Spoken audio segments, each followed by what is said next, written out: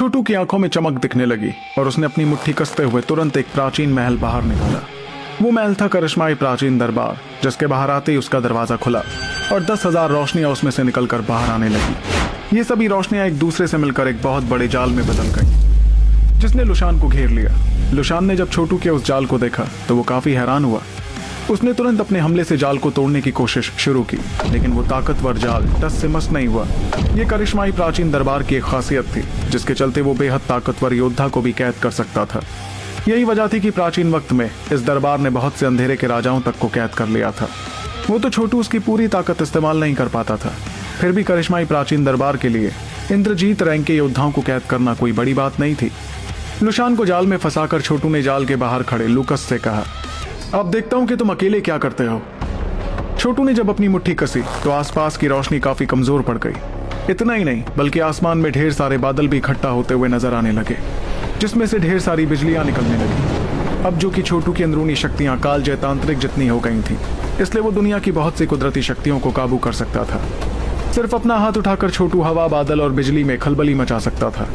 इस दौरान छोटू के हाथों की सील बदलने लगी और आखिर में उसने बादलों से बिजली निकालकर उनकी मदद से एक बहुत बड़ा निशान बनाना शुरू कर दिया। उस निशान में एक बेहद खतरनाक शक्ति महसूस की जा सकती थी, जिसे महसूस कर दूर खड़ी किमी ने कहा, ये शक्तियां तो, मगर कैसे? किमी उस बिजली निशान को देखकर काफी हैरान हो गई थी। खुद वो भी कालजय तांत्रिक थी, इसलिए वो महसूस कर पा रही थी कि जो बिजली निशान छोटू ने तैयार किया था वो सिर्फ कुदरती शक्तियों में हलचल लाने से तैयार नहीं हुआ था, बल्कि उसके अंदर एक बेहद खतरनाक और अजीब सी शक्ति मौजूद थी।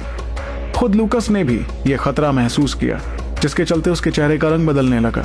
उसने आसमान में देखकर चिल्लाना शुरू कर दिया और उसके शरीर से काले रंग की रोशनी भारी तादाद में निकलने लगी। देखते ही देखते लूकस एक बहुत बड़े काले रंग के शेर में बदल गया। वो काले रंग का शेर देखने में काफी खूंखार था और छोटू के हमले के लिए तैयार था। तभी छोटू की आंखों में बिजली दिखाई देने लगी, जिसके साथ ही अचानक आसमान में बना बिजली निशान पलक झपकते ही काले शेर से आकर टकरा गया।